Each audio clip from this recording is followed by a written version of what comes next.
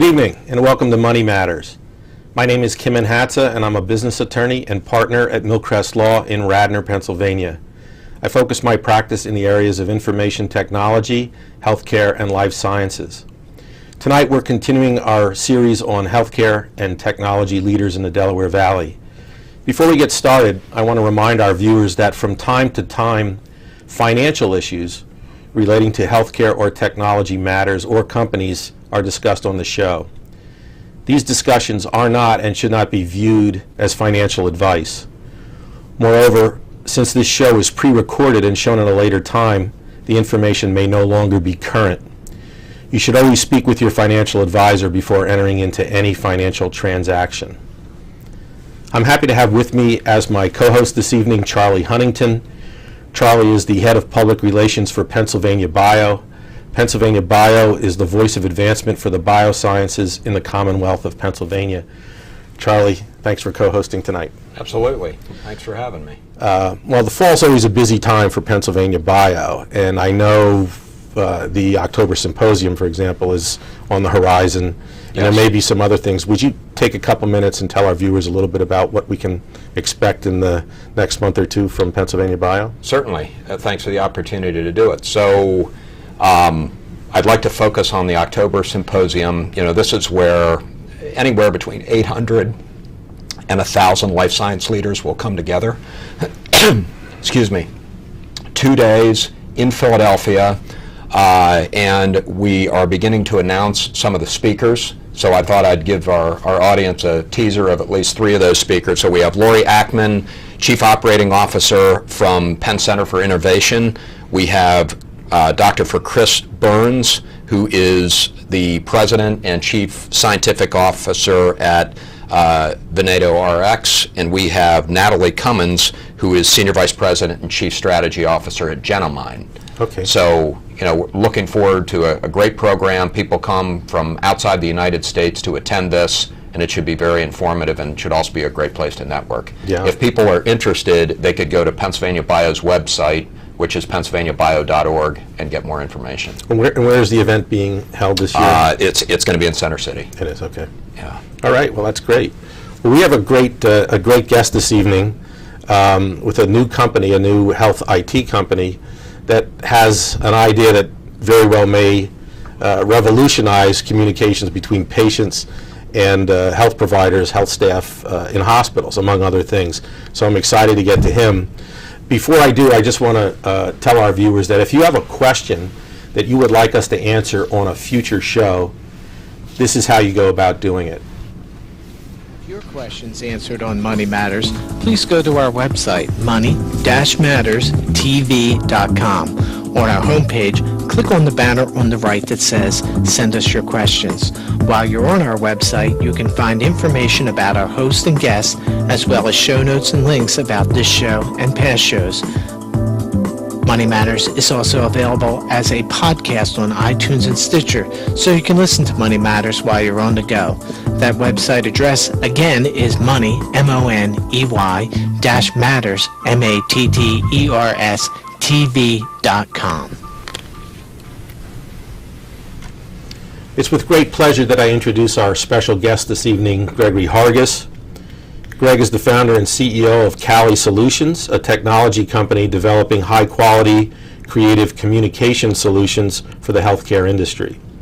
The Callie communication system, which is based on current smartphone and tablet technology, is designed to help patients and hospital staff members communicate more effectively and efficiently. Prior to founding Callie, Greg worked in the multimedia space for over 10 years in various positions, including those of graphic designer, video editor, animator, producer, photographer, and web and app developer. He earned his degree in visual communications with a film studies minor in 2006 from Judson University. Greg, welcome to the show. Thank you guys so much for having me. You know, we've had a number of guests on the show that seem to be going down a particular career path, and then somewhere midstream pivot to something that at least at first blush seems to be completely different. Mm-hmm. And when I'm always interested by this, and when I drill down on it, sometimes the pivot is not quite as dramatic as I thought it was, and other times it is. It's like something that's completely different. When you were in your positions, your prior positions, graphic designer, web and app developer, and so forth, did you work at all in the healthcare industry? I did. I worked for a large chiropractic company out in Chicago area, and I worked in the video production, animation for them. And I worked a lot with alongside doctors to create promotional videos for their practices as well as training materials.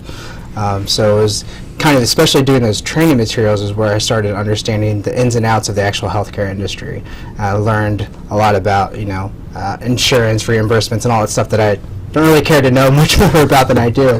But I also learned a lot about their business strategies and how they, bring patients into their offices, how they keep their patients, a lot about customer satisfaction, patient satisfaction, and those types of things. And other than the occasional doctor's visit, that was really my first forte into the healthcare industry. Now, did you, when you were doing any of these prior positions, had you ever started your own company or done anything that was like more entrepreneurial in nature? I did. Back in 2005, I was finishing up college. I did start my own freelance company. And I started doing websites, graphic design, and photography and that nature. As I graduated college, I went full-time. Then I started to do my own side business to generate some extra revenue, some extra cash. And so I started focusing on websites and design for other businesses and other friends and family to start to make some money. And then kind of haphazardly fell into this wedding photography business where a friend of mine from college asked if I would shoot their wedding. And so I said, sure, I'll do that. And, it might be fun to do. And so I started doing their wedding. They got the pictures back and they loved them. They started recommending me to other friends. And it kind of just happened where I started this wedding business and I didn't even intend to do it. Right? And it ended up being a perfect side business because I was working my Monday through Friday full-time job, and on Saturdays I could shoot weddings. And wedding photography pays pretty well, so I did that for about 6 years and had that side business, and kind of deal with brides rather than bosses, right? Doing your own freelancing stuff, which has its pluses and minuses, and it's pretty stressful because if you screw up a wedding, that's it. You can't go back and redo it. But I've always had that entrepreneurial spirit where I wanted to work for myself and kind of do the projects that I want to work on rather than working for somebody else. Sure. The wedding's actually good training for this show, right? Yeah. One take. That's exactly right.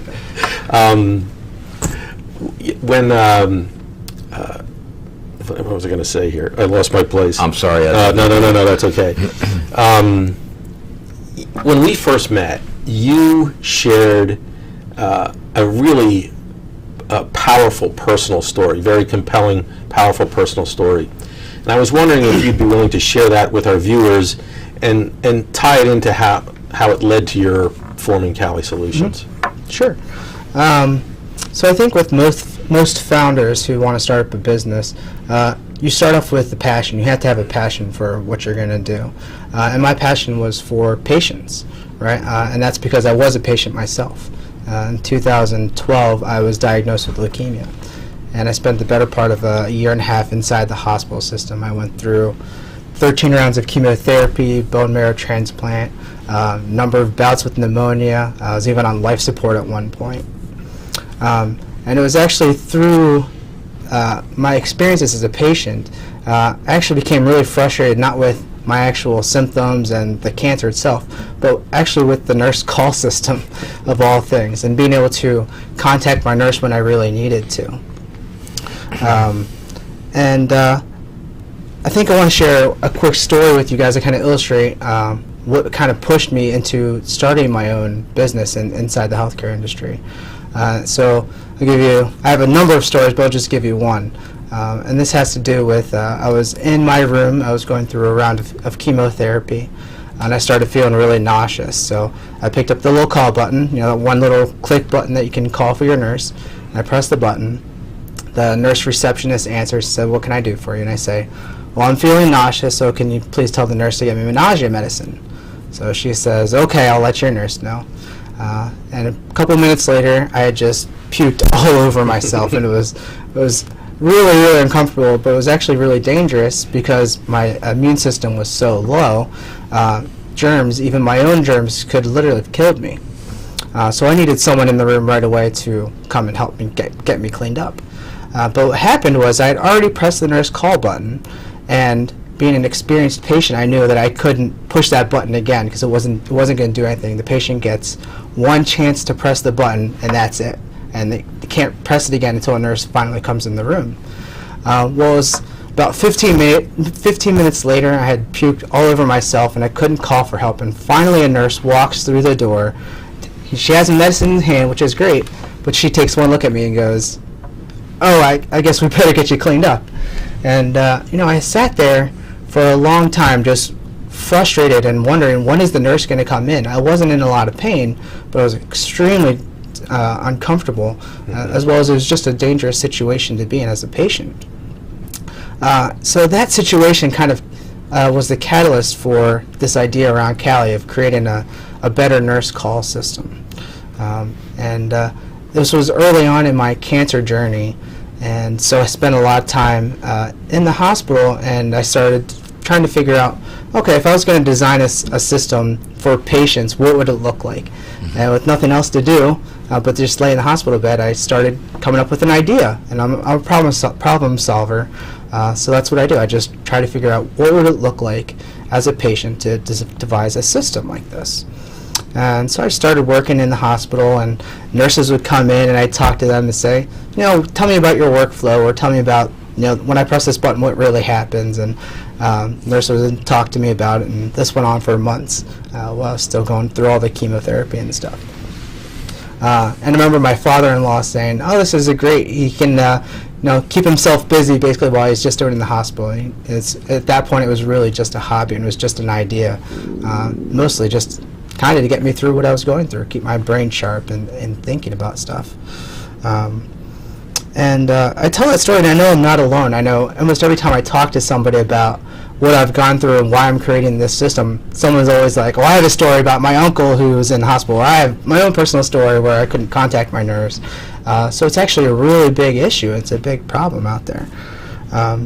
So as I came into remission and I started going through the recovery process, which was alone another year after I was in remission, I started continuing just to develop this idea, and the more I talked about it and I started talking to some hospitals, I was like, hey, we might be onto something now.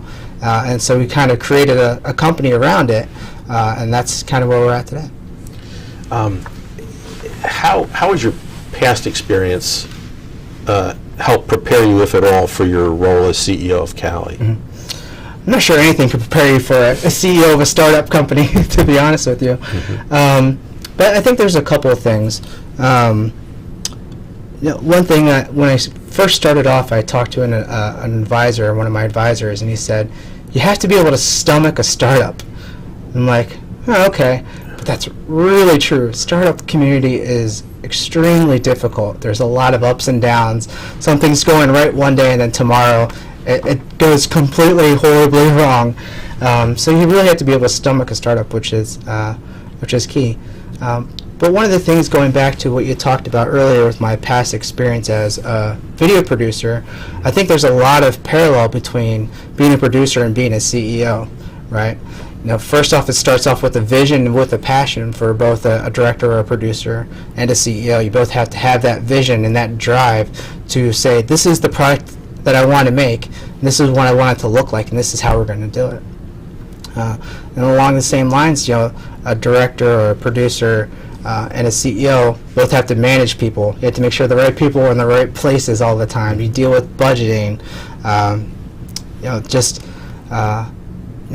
making sure that you have the right people in the place is extremely important for both the CEO and as well as producer, to make sure that you're getting the job done and you're making the vision come alive. What would you say is the most challenging aspect of your role at this point? The most challenging aspect probably has to do with getting traction. As a startup, you're really starting from scratch. It's almost like you're a baby who needs to learn to run really fast. But there's a lot of time, and you have to have patience to get from baby just being able to roll over, to be able to crawl, to be able to start to stand up and walk without falling down, all the way to getting to run. And it's a long process for anything. And you have to get that traction, and you have to get that the first person to be able to believe in you, to take this step. It's you need that traction to get those people involved, investors or hospitals, for instance. And nobody wants to be first. I think that's the biggest struggle, is getting those first people, right? I kind of equate it to a bunch of penguins, right, who are pushing towards the edge of the cliff to see if the water is safe, and eventually one person falls off. Nobody wants to be that one penguin, right, to be the first in the ocean to see if they get eaten up by the sharks. But after you get that one person invested, or that one hospital on board, people start to see, okay, the waters are safe, this isn't as dangerous as we might have thought it is, and they come on board as well. Gregory, tell us about Callie Solutions. Sure. So Callie Solutions is a technology company developing communication solutions for the healthcare industry. Right now there's 4 of us. It's myself, 2 software engineers, and then a business strategy and sales guy. And the team has slowly gotten bigger over the course of the last year. The first product that we're working on is this nurse call system. It's a patient engagement nurse call system. It's a wireless communication platform, all tied into one. And the goal really is to create a platform that helps patients and their care team communicate better. Because if you can get better communication between what the patient needs and better communication around the staff, we can create better healthcare. And that's the ultimate goal of the hospital system, is to create better healthcare. So, like in any industry, there are going to be issues and challenges. And can you describe some of the current challenges within the healthcare delivery system that you're trying to improve upon? So first, I was trying to improve upon the idea that this call system for patients is just horrible. It hasn't been changed really in 50 years. It kind of started out as, a patient with literally a little bell above their bed, and they would press the rope to call for their nurse. And that's where the call bell actually came from. And it's slowly transitioned 50 years ago to this little red button where you press it, and a light above the room kind of goes off, and that's how you notify your nurse. And a little bit, further down the road, it started coming with pagers, right? That's like the biggest advancement that's really been out there. Now some nurses are using phones, but a majority of hospitals are still using really outdated technology, and it really doesn't give any information to the nursing staff about what's going on. It just notifies the staff that something's wrong in that patient's room, but they have no clue what it is. It could be, I need a glass of water, or I'm not breathing, right? So the hospital staff needs to be more informed about what the patient's needs are in order to really make the biggest difference for those patients. Do you have any other examples you'd like to share as to how, looking at the nurse-patient relationship, how could that be better addressed with Callie than what's currently out there? Sure. So what's currently out there really is that one button. One and done. You push it, and then it doesn't matter if a crisis arises on top of a crisis. Right. You got one. You got one. Yeah, one button. And it's one-way communication, right? It's sometimes it's one way, sometimes it's two-way. Okay. There's a wide range of systems out there, but they're all based on the same basic technology. And what we're doing, there's really nothing else out there. There's kind of a few competitors, but the space is really wide open, and it's really ripe for advancement in technologies. Okay. Yeah. I think going back to the underlying issue that we're trying to solve, really comes back to the hospital as a business itself, right? If you think of hospitals as a business, what's the business's main goal? And that's the bottom line. It's to make money, right? The hospitals need to be able to make money to stay afloat so that they can help their patients, right? And that's the mission. So it comes down to two things. You have the hospital who needs to make money. You can either make money by selling more goods or bringing more patients into the hospitals and whatnot. But the other thing is saving money, right? That's the other way a hospital can stay afloat, is you save money. You spend less money than you're bringing in. And we kind of fit on that second part where we're trying to save the hospitals money. By using our system, they can have the hospital staff be more efficient. For instance, if a nurse knows exactly what the need is before she walks in the door the first time, it's going to save her 1 or 2 minutes just on that one call. And it happens over the course of a day. That's a lot of time that we can save, and that in terms turns into dollar signs. It's the bottom line. Another big issue and big word right now is patient satisfaction, and that is now turning into dollar signs for the hospitals based on the new Medicare reimbursements, the HCAP scores, and things of that nature.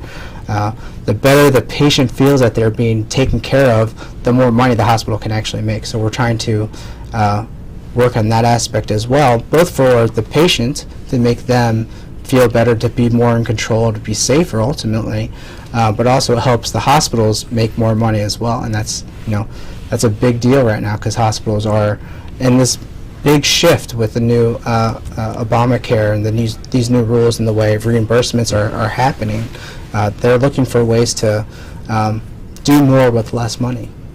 Are there any applications within the hospital setting which you'd like to highlight, which may not include the nurse-patient relationship, or could go beyond that? Mm-hmm. Sure. So first, the idea started around Callie was patient and the nursing staff. And that's still kind of the core of Callie, but we realized as we started developing and started talking to hospitals that it goes beyond the nurses and it starts to go into the care team. And the care team is really anyone who walks through that patient's door, whether that's the doctors or volunteers or patient advocates, even the food service industry or the food service providers could potentially be part of this care team.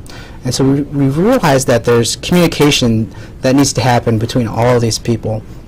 So mostly on the staffing side, so if it's a nurse talking to a volunteer, for instance, or a nurse needing to quickly communicate something to a doctor is a big deal. And one of the other things that we're doing that doesn't really get discussed a whole lot, but it's probably one of the biggest features of Callie, is this idea around data collection. Yeah.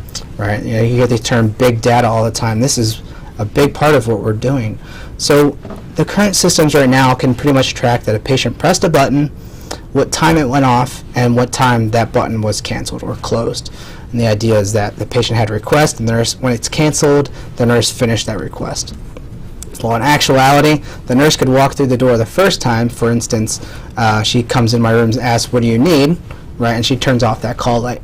Well, she didn't actually get what I wanted, right? And that's a big problem.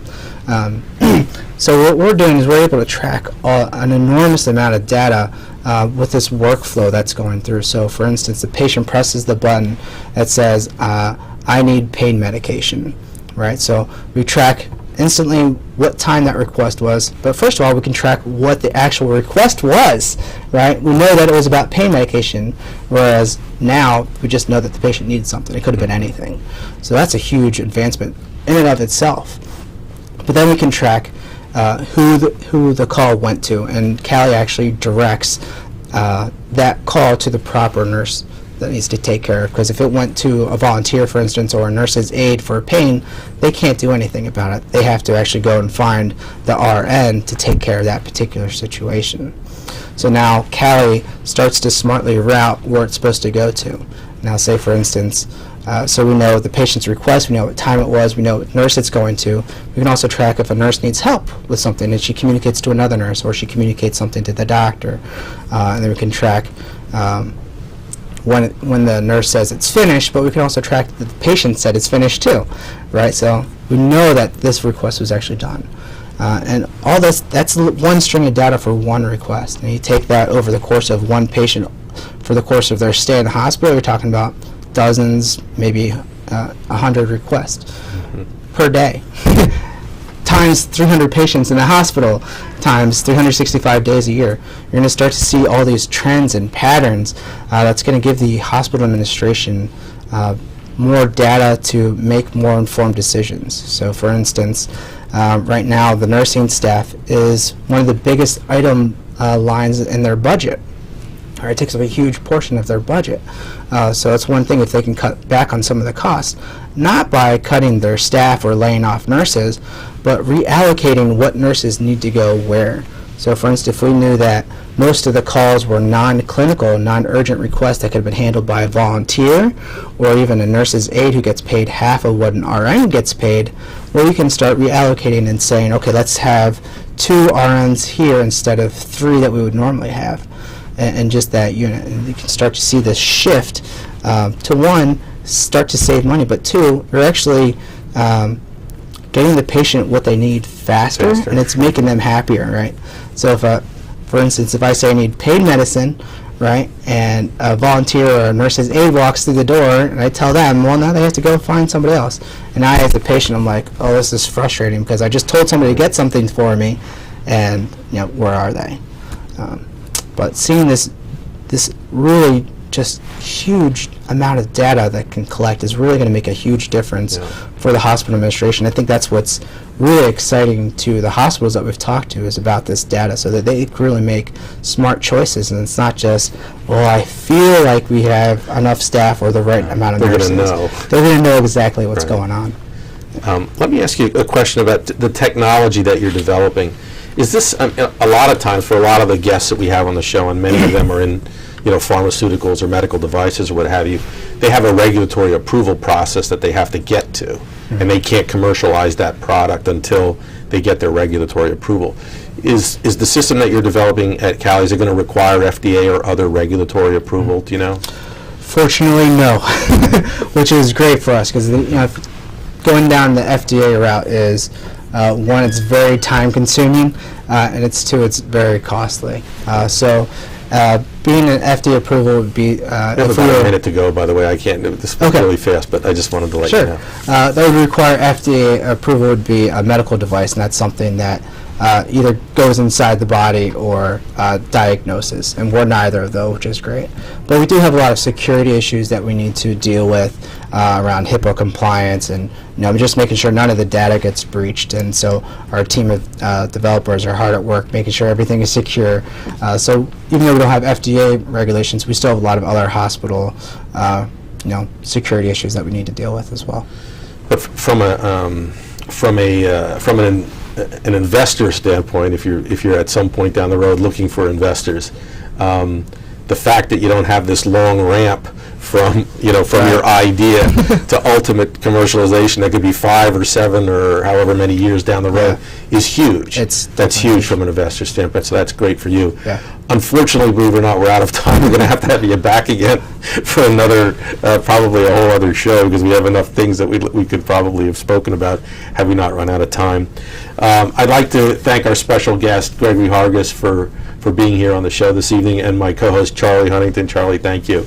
The next guest on the show will be Jeffrey Fuller of Jeffrey Fuller Fine Art Limited. Money Matters is now available as an audible podcast on iTunes and Stitcher Radio, listed as Money Matters, the podcast for mobile devices. The video is available on our YouTube channel as well as on our website. Thanks very much for watching this evening, and we'll see you again next time.